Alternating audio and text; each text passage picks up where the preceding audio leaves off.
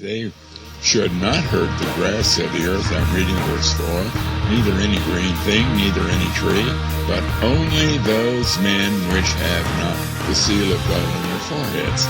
In other words, they somehow are bringing destruction to the unsaved during the day of judgment, and to them it was given that they should not kill them, but that they should be tormented 5 months, and their torment was as the torment of a scorpion. Hello, Bezel 333. As you can see, this is a very time-sensitive video. No, the world is not going to end on the 21st of May 2011. No rapture, no huge earthquake, no mass graves busting open. None of it. Now, how do I know that, you ask? Well, because the Bible tells me so.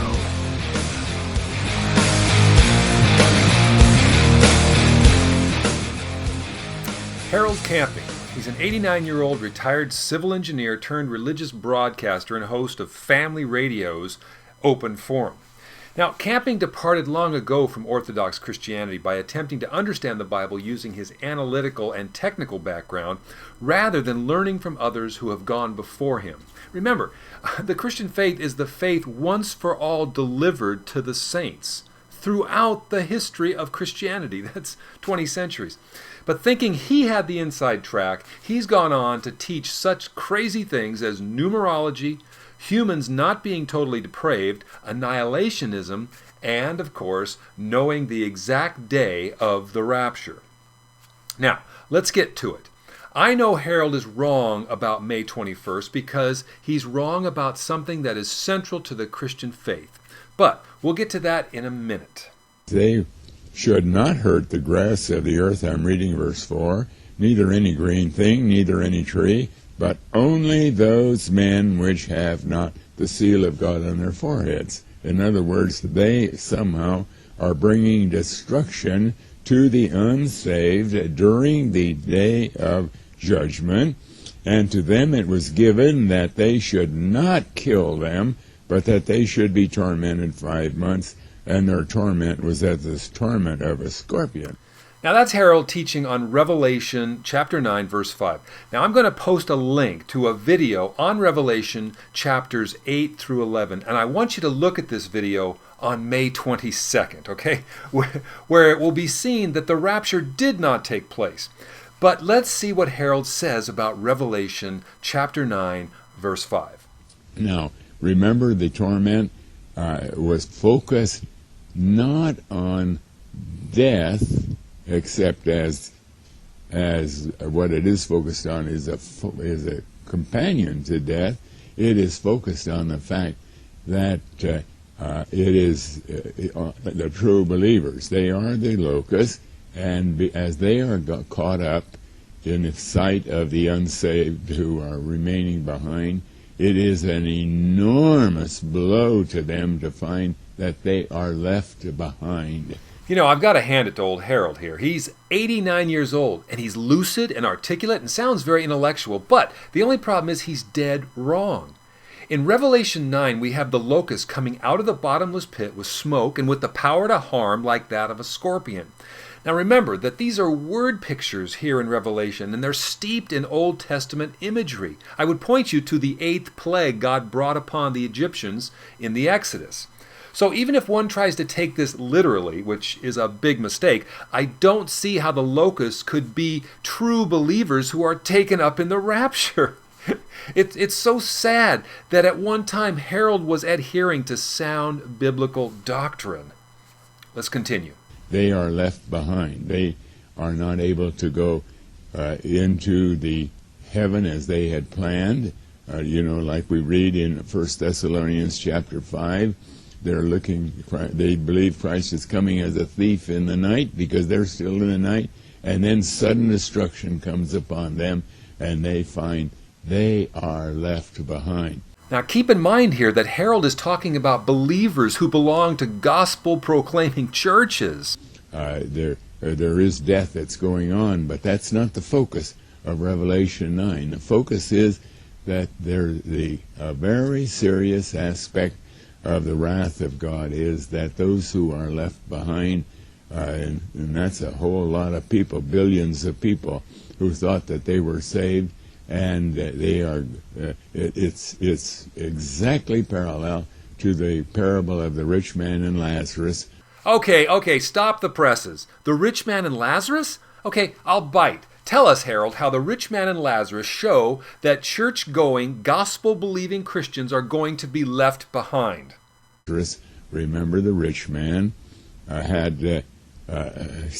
was complaining in the grave, which is called hell there, as he is seeing in that parable, as he's seeing Abraham and Lazarus in Abraham's bosom. He's complaining, the fire, the flame of this torment. And remember, when we looked at that word torment, of this sadness, the sadness that you are left, I am left behind, and Lazarus went into heaven. Okay. Okay. The parable of the rich man and Lazarus is told by Jesus to a particular group of individuals, the Pharisees. And Jesus is making the point that even though they think that by their law-keeping and external righteousness they are acceptable to and blessed by God, in fact, they're not. Lazarus in the parable is the person who trusts in Christ. The Pharisee is the rich man who did not listen to the prophets concerning the coming Messiah. This parable has nothing to do with the rich man's sadness over being left behind. Now, back to the central blunder that shows that Harold Camping is a false teacher and an unbiblical date center who is to be ignored. Listen to what he says about what is required for salvation.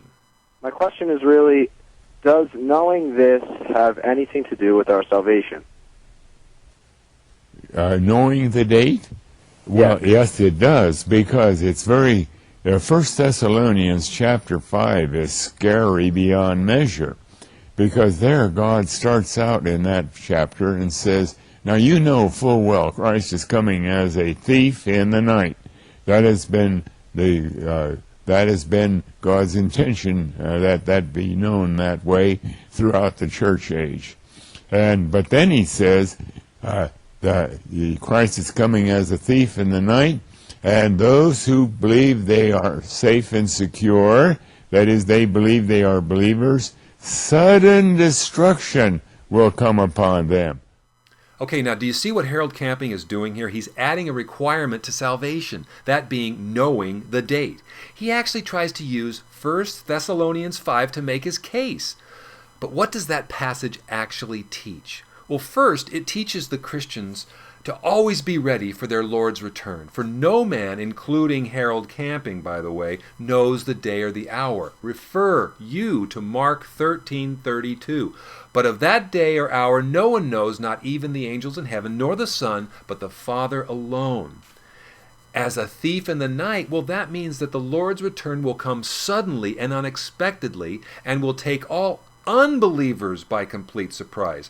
Because when that passage goes on and says, for when they, well, who's they? Well, it's unbelievers. When they shall say peace and safety, then sudden destruction will come upon them. In other words, in spite of the unbelievers' consistent negligence and disregard for the gospel, and yet they think they're in good standing with God if he happens to exist, their lives will be shattered by the revelation that God is their enemy due to their unbelief. But who does Harold Camping say these people are? He says they are believers in churches who are not buying into his calculated date that he came up with through the unbiblical practice of numerology. Keep in mind that Harold was wrong about this in 1994. But even if he wasn't wrong then, even if he never came up with that date, he's still wrong now because he's preaching a different gospel. What's going on in every church? They believe that we can't know the day or the hour. It's Christ is coming as a thief in the night, and then God says there'll come a time when you believe that, and I'm turning to that in 1 Thessalonians chapter 5.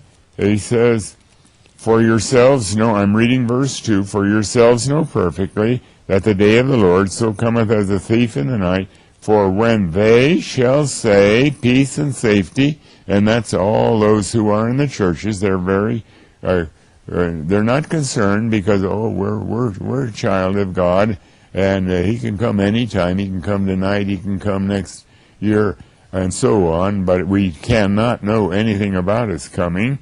Then sudden destruction cometh upon them. That's talking about the day of judgment. That's talking about the wrath of God. And there you have it. Harold is preaching another gospel, and therefore, as Paul said in Galatians 1, if anyone is preaching a gospel that's contrary to the one you have received, the one that's summarized so nicely in the Apostles' Creed, let him be accursed. Remember when Jesus said to Peter, "Upon this rock I will build my church, and the gates of hell won't prevail against it"? Well, the rock isn't Peter, but rather Peter's confession that Jesus is the Christ, the Son of the living God. Nothing can stop the proclamation of the true gospel, not even the gates of hell, let alone little Harold Camping.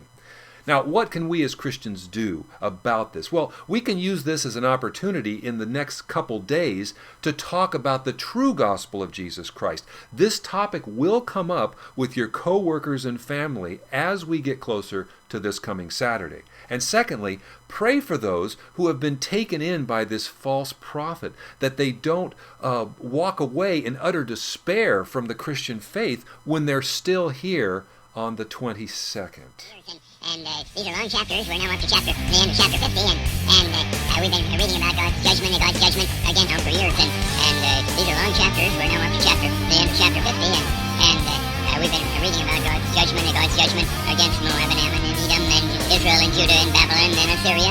And the language of judgment just goes on and on and on and on. And then we are horrified to find that we finally found for sure that God was not just talking about national Israel, although they would certainly be included, but the fact is, I noted last night on the open forum for years, and these are long chapters. We're now up to the end.